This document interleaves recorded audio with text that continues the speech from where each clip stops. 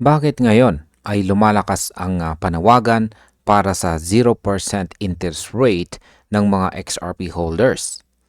Yan mga ka-crypto, habang papasok po ang crypto industry sa isang critical transition phase, malinaw na hindi na lang nasa gilid ng financial system ang mga blockchain companies tulad ni Ripple.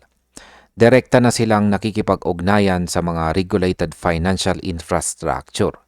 At sa bawat hakbang na ito, lumilitaw ang mas malaking tanong. Sino ba talaga ang dapat makinabang? Para po sa mga XRP holders, mas mabigat ang tanong na ito kumpara sa ibang community. Dumaan po tayo sa mahabang panahon ng duda, pressure at saka reputational risk. Marami po ang umalis pero may nanatili. At ang pananatiling ito ang ugat ng usapan ngayon. Hindi lang ito tungkol sa kita. Ito ay tungkol sa fairness, recognition at kung paano po ginagantimpalaan ang matagal na paninindigan. Kaya yan po ang siyang ating pag-uusapan sa video na ito.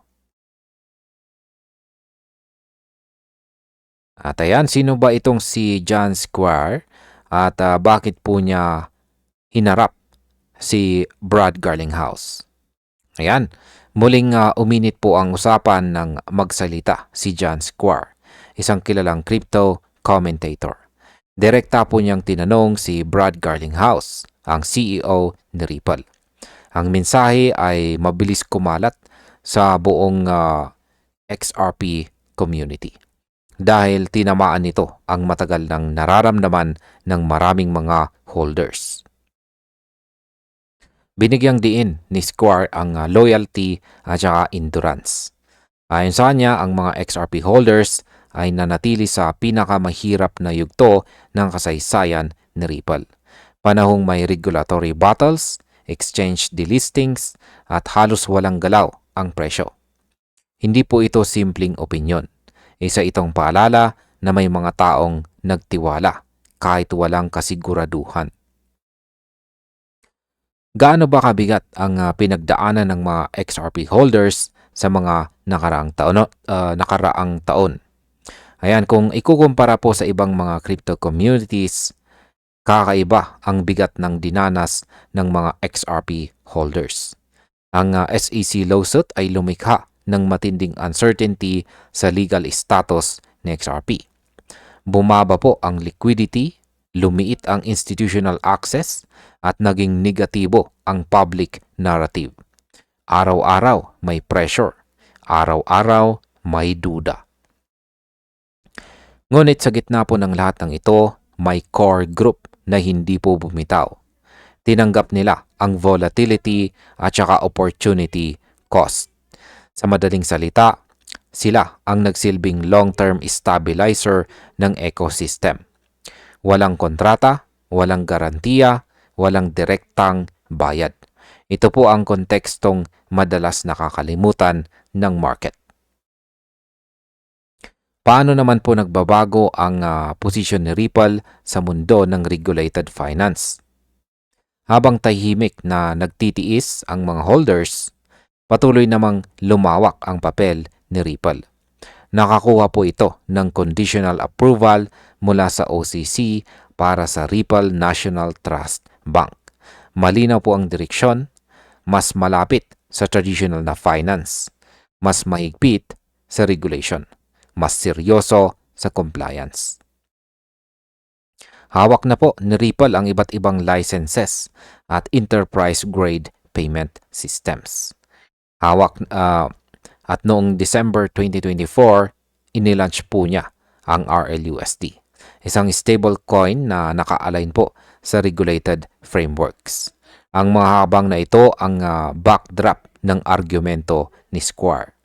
Dahil habang lumalakas si Ripple, bumabalik po ang tanong na paano naman ang mga nagtiis. Ngayon ay ano ba talaga ang ibig sabihin ng 0% interest proposal ni John Squire? Hindi po literal na polisiya ang mungkahi ni Squire. Ito ay symbolic ngunit mabigat ang mensahe. Ang kanyang punto, Ang mga XRP holders ay hindi lamang speculators. Sila ay foundational stakeholders, mga taong nagdala ng risk noong walang kasiguraduhan. Sa traditional na finance, ang early capital ay kadalasang may preferential treatment. Mas mababang interest, mas magandang terms. Kaya ang tanong ni Square, bakit sa crypto parang nakalimutan ang ganitong prinsipyo? Hindi niya sinasabing madali ito. Ngunit sinasabi niyang karapat dapat pag-usapan. Ano naman po ang mga practical at regulatory challenges ng ganitong ideya? Sa realidad, hindi po simple ang pagpapatupad ng ganitong benepisyo, lalo na sa isang kumpanyang tulad ni Ripple na sentro ng regulasyon. Anumang espesyal na trato ay kailangan pong dumaan sa masusing legal structure. At malinaw sa ngayon, walang public commitment si Ripple tungkol dito. Patuloy nilang inuuna ang institutional trust at regulatory clarity. Ito po ang dahilan kung bakit mahirap umasa sa agarang aksyon. Ngunit hindi po nito binubura ang sentiment ng community. Ang tanong ay hindi kung kailan, kundi kung makikilala ba ang ganitong uri ng kontribusyon sa hinaharap. Ano naman po ang sinasabi ng usapang ito tungkol sa pagbabago ng mindset ng XRP community? Yan, ang mensahe po ni Square ay higit pa sa isang demand. Ito po ay isang signal. Ipinapakita nito na nagbabago po ang expectations ng XRP community. Hindi na sapat ang umasa lang sa price appreciation. Gusto po ng mga long-term holders ang acknowledgement. Gusto po nilang maramdaman na may halaga ang kanilang patience o pasensya. Habang pumapasok po si Ripple sa susunod na growth phase, lalakas ang ganitong boses. Dahil kapag ang ecosystem ay naging mas mature, mas malinaw kung sino ang tunay na nagdala ng bigat noong mahirap pa ang lahat.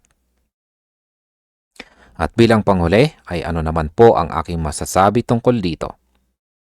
Bilang isang crypto enthusiast, naniniwala ako na mahalagang pakinggan ang ganitong usapan. Hindi po dahil agad itong mangyayari, kundi dahil ipinapakita nito ang human side ng crypto. Ang loyalty at conviction ay hindi dapat laging invisible. Habang si Ripple ay patuloy na nag-i-integrate sa global finance, dala nito ang responsibilidad na alalahanin ang mga nagtiwala ng maaga. Hindi man sa anyong 0% interest ngayon. Maaring sa ibang paraan po sa hinaharap. Dahil sa bagong yugto ng crypto, ang endurance ay posibleng magkaroon ng tunay na timbang. At ayan, hanggang dito na lamang po tayo sa video na ito mga ka-crypto. Maraming salamat sa panunood.